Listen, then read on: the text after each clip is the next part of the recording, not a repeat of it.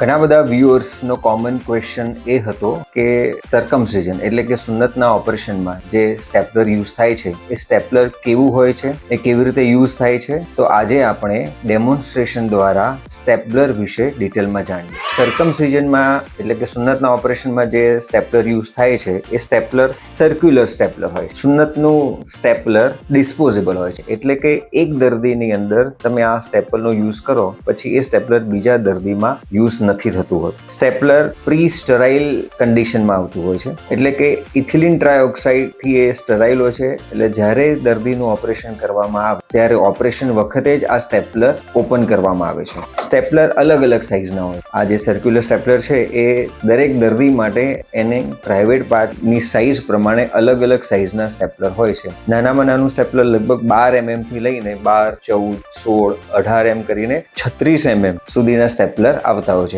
આ જે સ્ટેપલર છે એ 30 નંબરનું સ્ટેપલર છે. સર્કમસિઝન માટે વપરાતું સર્ક્યુલર સ્ટેપલર આ રીતે બોક્સમાં આવતું હોય. બોક્સની ઉપર એની સાઇઝ લખેલી હોય છે.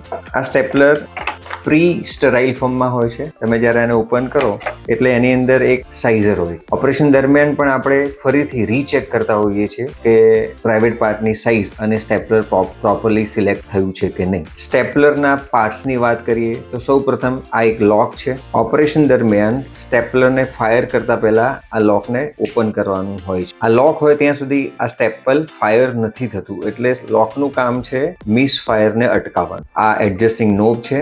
નોબને તમે ટાઈટ અનટાઈટ કરી શકો છો. આ રીતે એને આપણે અનટાઈટ કરીએ. તમે આને પુશ કરો એટલે આ જે પોર્શન છે એને કેપ કહેવામાં આવે છે કે જે પેશાબની ટોચને કવર કરતું હોય છે. એને પ્રોટેક્શન માટે યુઝ થાય છે. આ એક પ્રોટેક્ટર છે કે જે આ જે પોર્શન છે સ્ટેપલરનો એ એનો મેઇન પોર્શન છે કે જેની અંદર નાઇફ આવે છે અને કાર્ટ્રેજ હોય છે. તો આ નાઇફ અને કાર્ટ્રેજના પ્રોટેક્શન માટેની આ કેપ, પ્રોટેક્ટિવ કેપ. આ જે બંને પોર્શન છે એ બંને ફાયર આર્મ. તમે જ્યારે સ્ટેપલર રેડી થાય પછી આ ફાયર આર્મને પ્રેશર આપો એટલે ફાયર થતું હોય છે સ્ટેપલર. હવે આગળનો ભાગ આપણે જોઈએ તો આ જે છે અંદર બ્લેડ એ સ્ટેપલરની નાઇફ છે કે જે નાઇફની મદદથી ફોરસ્કિન કટ થતી હોય છે. ફોરસ્કિન એકવાર કટ થાય પછી બીજા નાના તમને પોર્શન દેખાય છે. આ કાર્ટ્રેજ છે. તો આ જે નાના નાના પોર્શન છે એની અંદર સ્ટેપલરની પિન હોય છે. સો એકવાર ફોરસ્કિન કટ થાય એના પછી એની સાથે સાયમલ્ટેનિયસલી ફોરસ્કિન ઉપર આ પિન અટેચ થઈ જતી હોય છે.